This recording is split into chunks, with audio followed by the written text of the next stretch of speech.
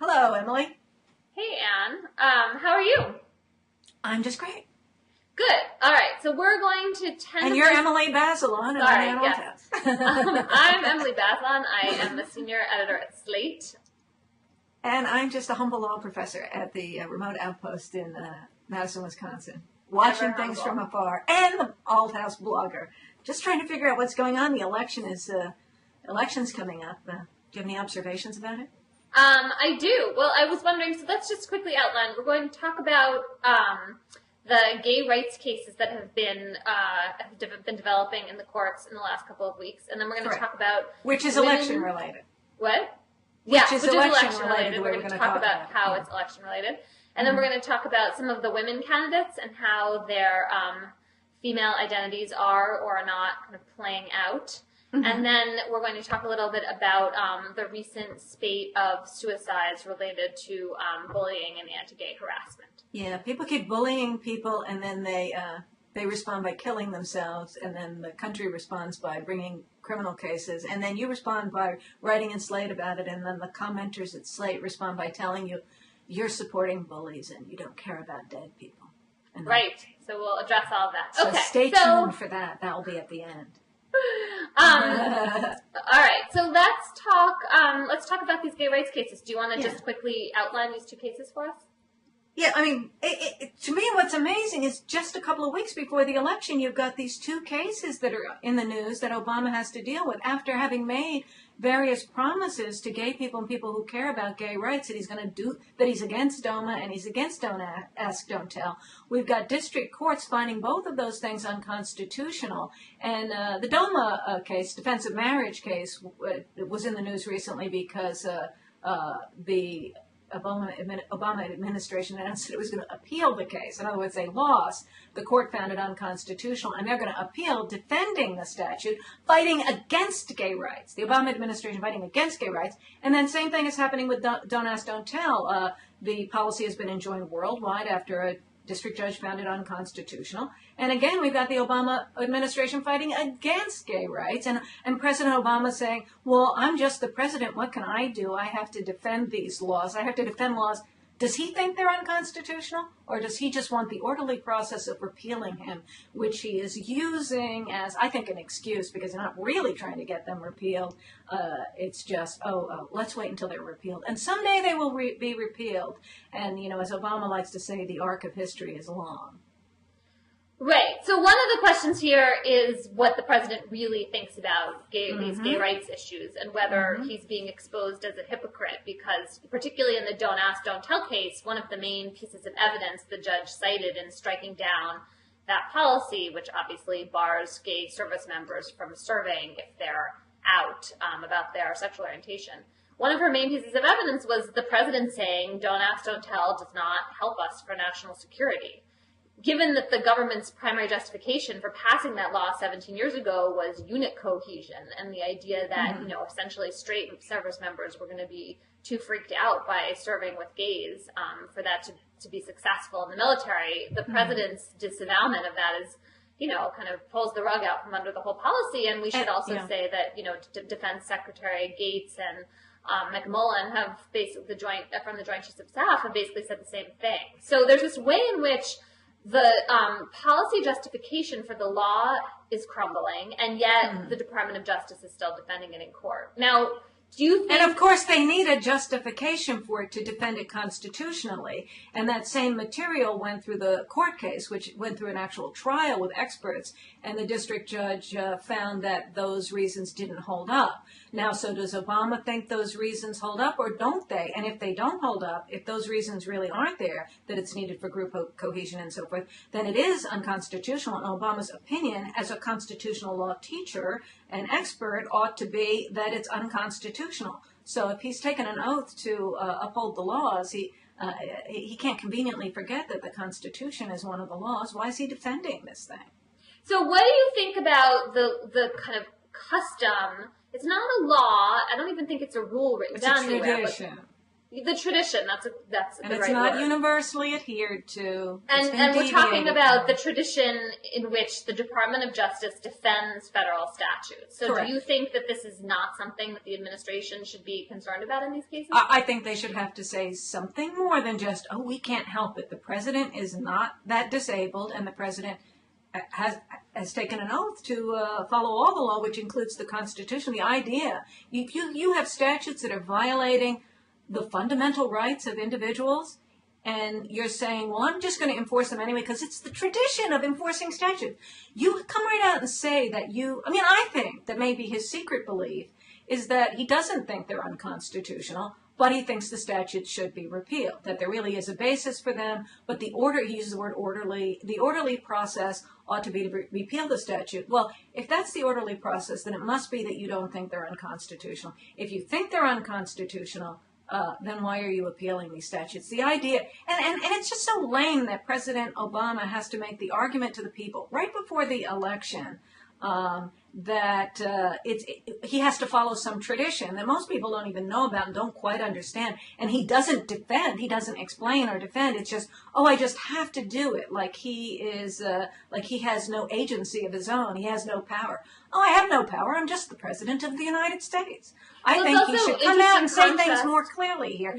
There's a contrast too here with the state of California, right? Because in the same-sex marriage case about the anti-same-sex marriage ballot initiative, Prop 8, Governor Schwarzenegger and Jerry Brown, who's the Attorney General and also obviously a candidate for governor next time around, have declined to defend the statute. And so, it's not the state of California. And now there's a big question, in fact, about whether the pro-Prop 8 groups even have standing to bring an appeal, which is completely interesting. Do you think that there is any reason to say that a governor is in a different position vis-a-vis state law than the president is vis-a-vis federal statutory law? I can't think of one. Can you? No, I think he's the executive. He's at the top of a pyramid of a particular government. I don't see why this situation should be any different. And I just think Obama should have to say something more than I can't help it. It seems like he's obviously fence straddling for a political purpose. He's trying to play both sides of the issues. And once again, he wants to say to gay people and people who care about gay rights, I do care about your issue. So vote for me. Keep voting for us. What else are you going to do? You have nowhere else to go. Like, you're the captive voters. Come on out and vote for us one more time, and we'll just dangle the carrot out in front of you for a few more years, and we'll see how many times we can make you go for it. But you're never going to get we'll never really do what you want until we think that everybody else wants it too. So it's very politically cowardly. As a political matter, do you think that the president is right or the administration is right that it would be preferable for these decisions to be made by Congress as opposed to by the courts, particularly in the Don't Ask, Don't Tell case? Well, I think that there probably is a good argument that the courts shouldn't become too involved in the military and that Congress ought to be the one to take it back. And I can see why the president is against the idea generally that the courts could be that intervening in the military. And I think that actually is a serious issue. But I wish he could explain that more clearly to people. And I think it's disconcerting to people who care about gay rights that he won't come out and be more straightforward about what he's trying to say there. But also I think he needs to be held responsible for the fact that he didn't try to, and the Democrats didn't try to use the power when it was at its height to do something about this. Obviously, it's a back burner issue or even an issue they don't want to reach. I don't think, Obama said in the MTV town hall yesterday that he thought he had the votes in the Senate to pass the repeal of Don't Ask, Don't Tell. But he obviously doesn't have those votes. And did he try to get them? Did he use his power in any way to get them? I don't see that really happened. I think that this is, that there's just a lot of lying going on in this area. We should add that the House did pass the repeal of Don't Ask, The House Don't passed Tell, it, so we're waiting on the Senate. Yes. Right. Yeah. Excellent. All right. Well, maybe we can talk about this again after DOJ does or doesn't decide to appeal the Don't Ask, Don't Tell ruling. Since that's actually a decision they won't have to make until after the election.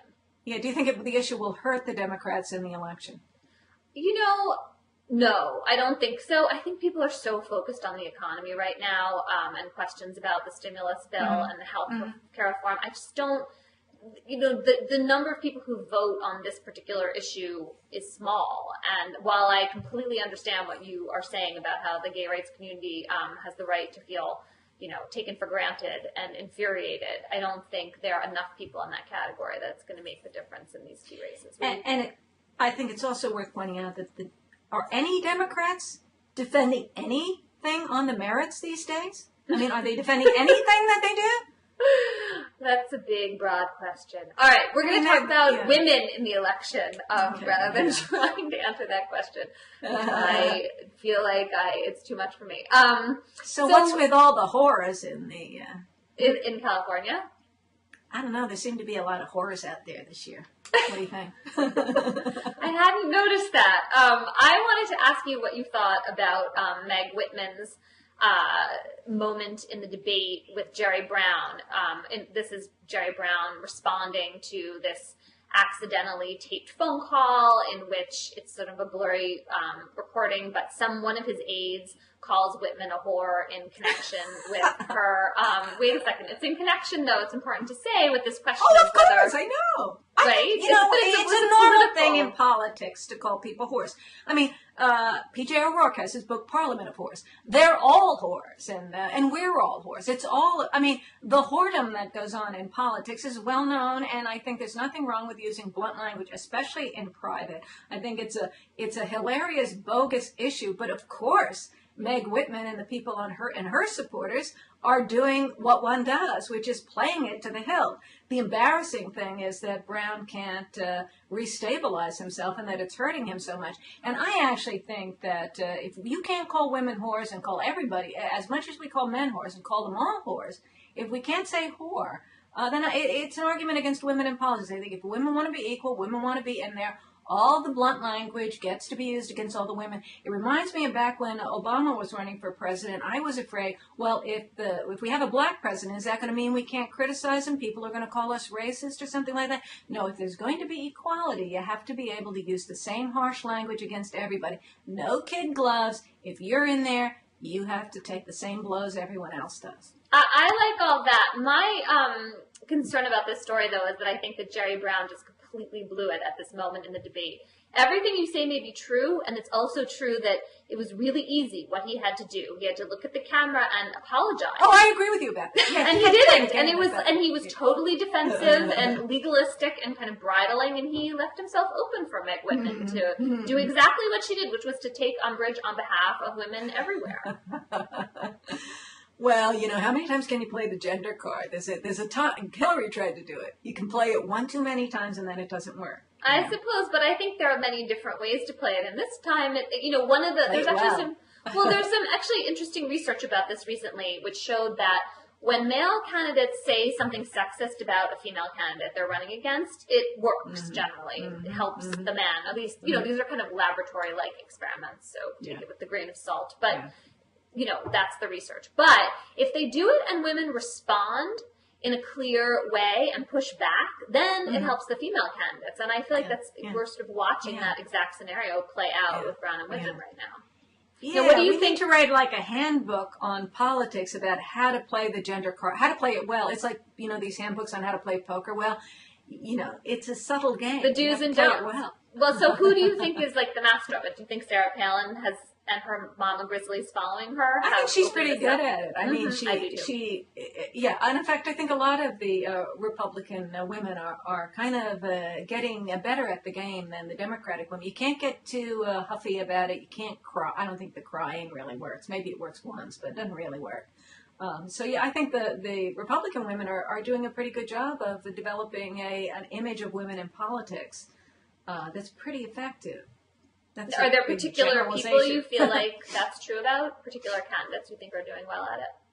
Well, I actually, Sarah Palin is doing well at it. I think that I've been watching Christine O'Donnell. I mean, I don't think she's doing it completely well, but I thought she kind of looked pretty good standing up to Wolf Blitzer the other day in one of those debates. I think that she has kind of a lot of presence and is able to not be pushed back. And I don't like to see these kind of intimidation of women, pushing women back. I mean, that's why think women should act all wounded if they're called a whore or something like that. I don't like the sort of fragile look. I mean, I think you have to, for American public consumption, you have to appear feminine, but not too feminine. You have to get it just right. So you have to be tough, because if you're not tough, we don't really want you in there representing us. I think also Linda McMahon is an interesting example of this, because she has this very quirky record to contend with. She and her husband obviously started the World Wrestling Entertainment. I haven't been watching her at all, so.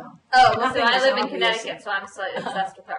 And there's this footage of her. She kicked a wrestling umpire, is that what they call it? Official, in the groin, and that's on tape. And her daughter slapped her in the wrestling ring, and there are wrestlers who have like picked her up and dumped her on her head.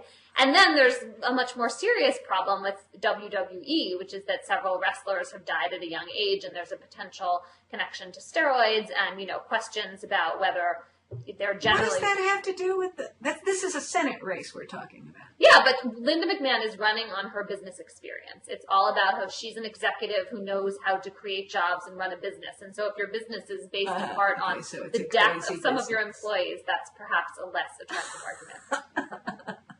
Anyway, I've been I'm really up here in Wisconsin where we're watching Russ Feingold go down, which is, unfortunately the other candidate isn't a woman. It's just a business, but he's a businessman. But these Republican businessmen bringing down. But a different matter. There's no gender issue there. I was wondering what you thought about poor Russ Feingold after all these years. I'm watching with a lot of, I don't know what to say about it exactly. Anyway, but that's perhaps we'll move on to bullying. Nobody's gay. Yeah, nobody's a bully. They're all bullies. They're all bullies in politics, but we don't. We're not pressing criminal charges for bullying in that context. Yeah. So nobody gets so upset they kill themselves when they lose an election. Not yet.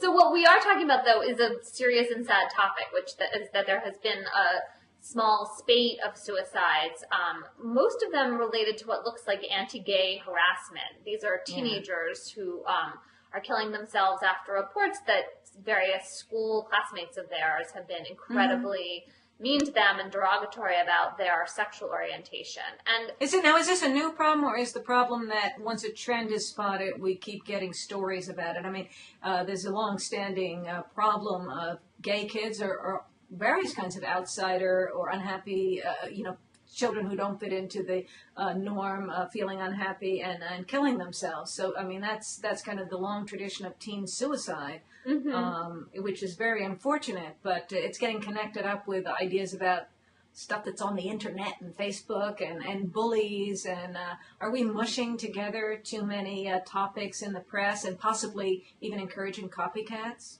I've been wondering about that. Another thing I've been wondering about is whether bullying is really the right word for what these gay kids are experiencing, because it's really harassment. I mean, it is so, in some of the cases, not all of them, but in some of them, it just seems like it's really clear this is very deliberately targeting people for their sexual orientation. And I wonder if we're seeing this small, I mean, we should, this isn't, the rate of teen suicide around the country is actually down, not up. So what we've seen is a small number of cases, but they're very heartrending, and they do seem to have this particular trait in common. And so I've been wondering if, we need to think about preventing them in a distinct way from the way we talk about preventing bullying in general. And then I've also been wondering, what the sort of, whether we're having some cultural moment right now where in some ways gay rights seems like it's so much more accepted than it was even a few years ago.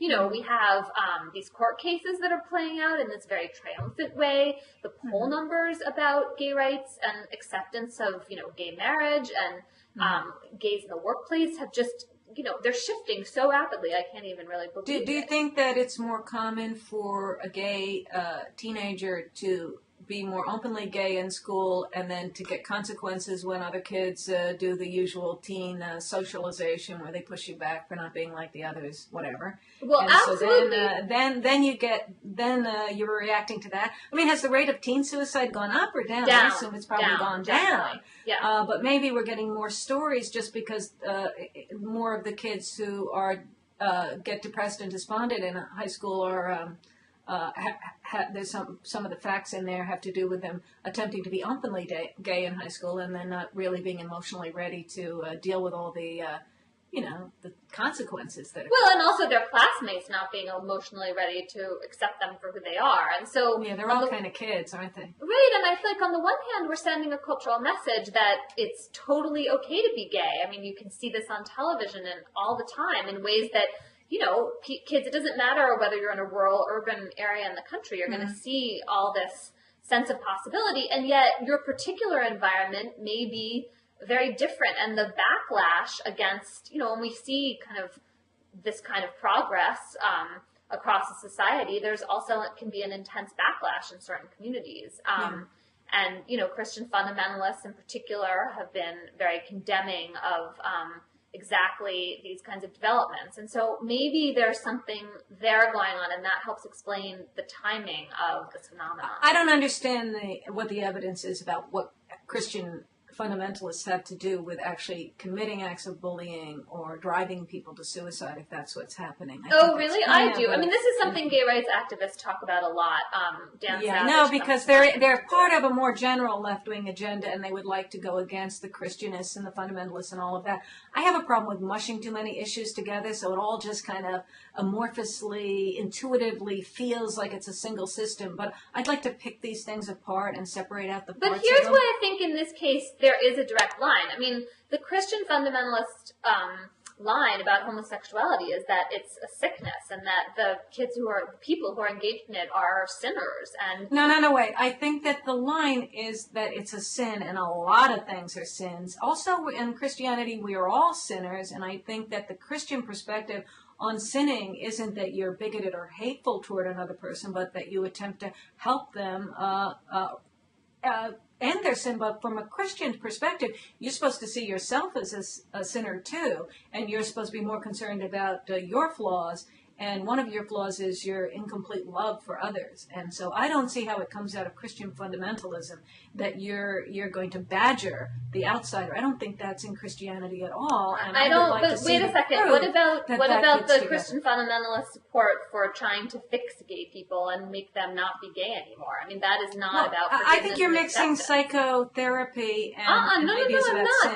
There is definitely Christian fundamentalist support for exactly. There are those some people who are Christian who I guess there's some connection to people who try to view gay sexual orientation as a kind of a psychological problem that can be fixed. But I think that psychological problems and sin are quite different models, and I have a big problem with pushing all that stuff together. I mean, I think there's something intuitive and amorphous about that I resist doing. I want to see particularly who's doing what, and I want to separate religion from psychotherapy. I want to separate bullying outsiders from actually trying to love and incorporate outsiders and trying to get them to abandon things that you regard as sin. I mean, these are very different things, and some of it is hateful, some of it is loving, but maybe misguided. I mean, there are a lot of different things going on. Also, with respect to any given teen that's bullied or that commits suicide, there's a whole story there. It's not just the person is gay and he's targeted because he's gay. He's a particular individual. He is nasty in his own particular ways. I mean, gay people aren't just sort of icons of gayness. They're particular individuals with characteristics to them, and they're not completely nice people who we should be patronizingly mushy about. There's more to the story, and I think that before we just throw it all into our pre-existing ideological template, we should give people respect as individuals and look at what they're really doing. That I completely agree with, but I do think there is a link between I don't see a lot of forgiveness and acceptance in the way, at least some Christian fundamentalists talk about homosexuality. I think it's a very hateful message, and that can, now we're talking about, how this plays out in teenage culture more generally. And when you look at the words that, some of these kids have been called and the ways in which they've been taunted before their deaths, one wonders if there could be a connection there. Although I would totally agree with you about the individuality and the importance of individual stories. And that's why maybe doing empirical studies where you really separate out the different categories and really try to see what's going on. But there's a certain way that it's presented in the press. And I think that you've been critical of that in your Slate articles about Phoebe Prince. Yeah. There's a certain way it's presented in the press where the press latches onto a particular theme, and then some story, some anecdote just seems to exemplify some problem that they've identified as a trend. And it could all just be very unscientific, very unthought through. And I think you've done some good work in trying to get people to look at it from another way, and getting a lot of hostility over there at Slate from the commenters there, because you seem to be defending the bullies or something like that. But I like what you're doing, and that you're trying to see what's really happening. Who is this person? What did she really do? She's not just an icon of, the poor dead girl, the terrible girl that was driven to death by bullies. She was a particular person with an individual story, and so I'd like to hear you talk about that.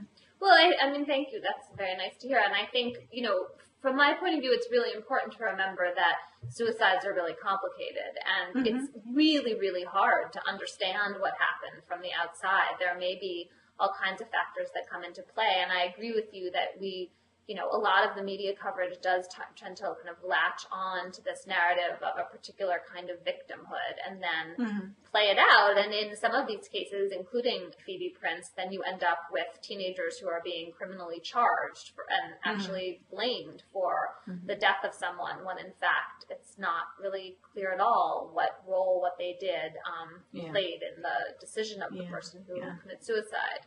I hate the emotionalism and the lack of clear thinking there, where it's just, I feel so bad that this girl killed herself that I want people locked up for 10 years. Teenagers who were just behaving in bad ways, but happened to be behaving towards somebody who then, for whatever reasons, kills herself. And I also think there's a problem of encouraging suicide by putting it into people's heads that, if I'm dead, they'll all be sorry. If I'm dead, there's going to be hell to pay, and I'll be the angel. Right, and copycat suicide. You don't want people to think that. I mean, how do you prevent suicide? I don't think making saints out of people who kill themselves is a really appropriate method.